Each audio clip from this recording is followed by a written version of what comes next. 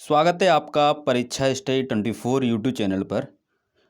दोस्तों, आज हम आपको डीएलएड थर्ड सेमेस्टर के विषय शैक्षिक मूल्यांकन, क्रियात्मक शोध एवं नवाचार विषय का सिलेबस कराएंगे और एक पेपर हम आपको दिखाएंगे। इससे आपको ये आइडिया हो जाएगा कि सिलेबस में से क्या क्या पूछा जाता है। ठीक है, क्योंकि बहुत से लोगों को सिलेबस ही नहीं पता होता। तो हम जो पढ़ाते हैं उसके दो ही तरीके से हम पढ़ाते हैं आपको कि पहले हम सिलेबस कंप्लीट कराते हैं, उसके बाद प्रीवियस ईयर पेपर कराते हैं। ठीक है, हालांकि हमने ये विषय स्टार्ट कर दिया है। उससे पहले जैसे आपको किसी भी स्थान पर जाना है तो आपको ये पता होना चाहिए कि रास्ता क्या है, सरल रास्ता क्या है। तो किसी भी विषय को पढ़ने से पहले आपको ये मालूम होना चाहिए कि उसका सिलेबस क्या है और किस प्रकार से प्रश्न पूछे जाते हैं। ठीक है, ये दोनों चीज़ें आपको पता हो गई तो आपके नंबर अच्छे आएंगे, कोई फेल नहीं कर सकता आपको। ठीक है, तो आप देखेंगे कि ये सभी प्रश्न हैं आपके और ये पेपर है 2022 का। ये किसका है? 2022 का पेपर है और ये आपके सभी प्रश्न हैं। अभी हम बताएंगे, पहले सिलेबस देखते हैं। ठीक है, तो आपको आइडिया हो जाएगा कि प्रश्न पूछे कैसे जाते हैं, किस किस टॉपिक से पूछे जाते हैं। ठीक है, समझते हैं। मापन एवं मूल्यांकन, मापन एवं मूल्यांकन। ठीक है, तो ये टॉपिक है। इसमें देखेंगे शैक्षिक मापन एवं मूल्यांकन की अवधारणा, शैक्षिक मापन का अर्थ, मूल्यांकन की संकल्पना, मूल्यांकन के उद्देश्य, मूल्यांकन के क्षेत्र। नेक्स्ट क्या पढ़ेंगे? मूल्यांकन की आवश्यकता एवं महत्व, मूल्यांकन की प्रशासनिक आवश्यकता, मूल्यांकन की शैक्षिक आवश्यकता, मूल्यांकन की शैक्षिक अनुसंधान में आवश्यकता, सामाजिक दृष्टिकोण से मूल्यांकन की आवश्यकता। एक बात और हम आपको बता दें कि आपको ये लगता होगा कि सर पढ़ाने के साथ साथ ये 2-3 मिनट हमारी ख़राब कर देते हैं। तो एक चीज़ हम आपको बता दें, एक स्टोरी से हम आपको बताते हैं कि एक विद्यालय में जैसे ग्राउंड होता है ना, तो एक ग्राउंड था, यानी बच्चे अंदर थे, दीवार थी। इतनी दीवार थी कि डायरेक्ट जो छात्र हैं उसे कूदकर बाहर नहीं निकल सकते थे। ठीक है, कितना भी प्रयास करते, हो सकता है कोई एक आध निकल जाए दिमाग वाला। तो कुछ छात्र थे उसमें से सभी को ये बोला गया कि इस दीवार को क्रॉस करके सभी को इस फील्ड से बाहर निकलना है। सभी छात्रों ने बिना सोचे समझे, जहाँ पर टीचर खड़े थे सभी बच्चे खड़े थे, सामने जो दीवार थी उसी के सामने जाकर कूदने की कोशिश की।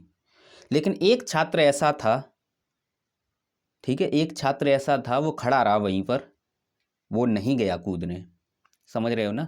और सभी को पहले कूदना था, जो पहले कूद जाएगा उसे इनाम मिलती। ठीक है, तो उसमें क्या होता है, एक छात्र खड़ा रहता है, सभी प्रयास करते रहते हैं 10-15 मिनट तक, लेकिन वो खड़ा रहता है, खड़े होकर सोचता है कि यहाँ से यदि हम कूदेंगे तो नहीं कूद पाएंगे। अगर सर ने बोला है तो कहीं ना कहीं दीवार छोटी होगी। वो क्या करता है, वो चारों मतलब दीवारों के अंदर ही, मतलब ग्राउंड के अंदर ही चक्कर लगाना स्टार्ट करता है। तो एक जगह दीवार थोड़ी छोटी मिलती है तो वो कूद जाता है, क्योंकि उसके दिमाग में ये आता है कि कोई भी काम करना है तो पहले सोच लीजिए, बिना सोचे विचारे करोगे तो कोई ना कोई दिक्कत आएगी। तो इससे ये आपको सीख मिली है कि आप परीक्षा दे रहे हैं तो डायरेक्ट पढ़ने से अच्छा ये है पहले सिलेबस कंप्लीट कीजिए और फिर उसके बाद प्रीवियस ईयर पेपर लगाइए। कैसे फेल हो जाएंगे? आप देखते हैं कि डीएलएड का जो रिजल्ट 50% आया था, आपका ही आया था। ठीक है, वो क्यों आया था? इसीलिए आया था कि बिना सोचे समझे पढ़ने बैठ जाते हो और इतना ज़्यादा पढ़ लेते हो कि पेपर में लिख ही नहीं पाते हो। जब एक दिन में 3 पेपर होंगे तो कहाँ से लिख लोगे? तो ये चीज़ें ध्यान रखें, इसलिए हम प्लानिंग पहले बताते हैं, करना क्या है, कैसे करना है। नेक्स्ट देखते हैं मापन एवं मूल्यांकन में अंतर, परीक्षण एवं मापन में अंतर, सतत एवं व्यापक मूल्यांकन की अवधारणा एवं महत्व, दक्षता आधारित मूल्यांकन, व्यापक मूल्यांकन, सतत मूल्यांकन एवं सतत मूल्यांकन के महत्व, सतत मूल्यांकन की कार्य प्रणाली एवं सोपान, सतत मूल्यांकन का क्षेत्र, सतत मूल्यांकन की कार्य प्रणाली एवं सोपान, मूल्यांकन के पक्ष, जिसमें आप देखेंगे संज्ञानात्मक पक्ष, ठीक है, भावात्मक देखेंगे, ठीक है, कौशलात्मक देखेंगे, ये सभी इससे संबंधित आप इसके अंतर्गत पढ़ेंगे, ठीक है। नेक्स्ट आपके देखेंगे मूल्यांकन के प्रकार, जिसमें आप देखेंगे मौखिक परीक्षण, लिखित परीक्षण या फिर साक्षात्कार या निरीक्षण, अवलोकन या प्रायोगिक परीक्षण, ठीक है। रचनात्मक मूल्यांकन देखेंगे, आंकलित मूल्यांकन देखेंगे, उत्तम परीक्षण या फिर मूल्यांकन की विशेषताएं, शिक्षण अधिगम और मूल्यांकन का संबंध, प्रश्न पत्र निर्माण, इससे भी प्रश्न पूछे जाते हैं, योजना निर्माण, ब्लूप्रिंट, संपादन तथा अंक निर्धारण, प्रश्नों के प्रकार वस्तुनिष्ठ, अतिलघुत्तरीय, लघुत्तरीय, दीर्घोत्तरीय, शैक्षिक उद्देश्यों के अनुसार प्रश्नों के पक्ष, ज्ञान, बोध, अनुप्रयोग, कौशल, मूल्यांकन अवलेखीकरण, जिसमें संज्ञानात्मक तथा संज्ञान सहगामी पक्ष, सतत, मासिक, अर्धवार्षिक एवं वार्षिक मूल्यांकन, पुनर्वलन, निदानात्मक परीक्षण, उपचारात्मक शिक्षण, क्रियात्मक शोध। तो इसका अर्थ बताना है, प्रकार बताने हैं, उद्देश्य बताने हैं, आवश्यकता बतानी है, महत्व बताना है। क्रियात्मक शोध के क्षेत्र, क्रियात्मक शोध के चरण एवं प्रारूप निर्माण, क्रियात्मक शोध उपकरण निर्माण, क्रियात्मक शोध का संपादन अवलेखीकरण, ठीक है। शैक्षिक नवाचार, शिक्षा में नवाचार का अर्थ, आवश्यकता, महत्व, शैक्षिक नवाचार के क्षेत्र, ठीक है, ये आप पढ़ेंगे। तो यहाँ पर आपके जो विषय में ही लिखा है शैक्षिक मूल्यांकन, क्रियात्मक शोध एवं नवाचार, तो मूल्यांकन के साथ साथ आप मापन भी पढ़ेंगे, ठीक है। तो इतनी चीज़ आपको पढ़नी है, मापन, मूल्यांकन, क्रियात्मक शोध और नवाचार। अब देखते हैं, थोड़ा पेपर भी देख लेते हैं। ये आपका 2022 का पेपर है, शैक्षिक मूल्यांकन, क्रियात्मक शोध एवं नवाचार, ठीक है। तो ये बहुविकल्पी प्रश्न है, तो बहुविकल्पी प्रश्न देखेंगे आप, ब्लूप्रिंट से भी पूछा गया है, ठीक है, शैक्षिक नवाचार से भी पूछा गया है, मूल्यांकन से भी पूछा गया है, ज्ञान, बोध, अनुप्रयोग एवं संबंध मूल्यांकन के पक्ष भी पूछे गए हैं। तो ज़्यादातर सभी पूछे ही गए हैं, जो टॉपिक हैं वो सभी पूछे जाते हैं। उत्तम परीक्षण भी पूछा गया है, ठीक है। तो ये सभी आपके पूछे गए हैं, ठीक है, ये सभी हैं। अब यहाँ से देखेंगे अतिलघुत्तरी, निदानात्मक परीक्षण, ये आपने सिलेबस में देखा था, उपचारात्मक परीक्षण ये भी देखा था, क्रियात्मक शोध ये भी, परिकल्पना ये अलग से आया, ये भी करा देंगे, न्यायदर्श ये भी अलग से है, मूल्यांकन ये भी आपने देखा, सिलेबस में है, मापन भी है, सतत मूल्यांकन भी है, शैक्षिक नवाचार भी हैं, ठीक है, कौशल भी आपने देखे थे, ठीक है, ये भी कौशल से है, परीक्षण और मापन ये भी देखा आपने, शैक्षिक शोध भी देखा आपने, क्रियात्मक शोध या शैक्षिक शोध, परीक्षा भी देखी, लिखित परीक्षा ये सिलेबस में थी, मौखिक परीक्षा, ठीक है, दक्षता आधारित मूल्यांकन, शिक्षण अधिगम के मूल्यांकन, शैक्षिक अनुसंधान, निदानात्मक और उपलब्धि परीक्षण ये भी आपने देखा, उत्तम परीक्षण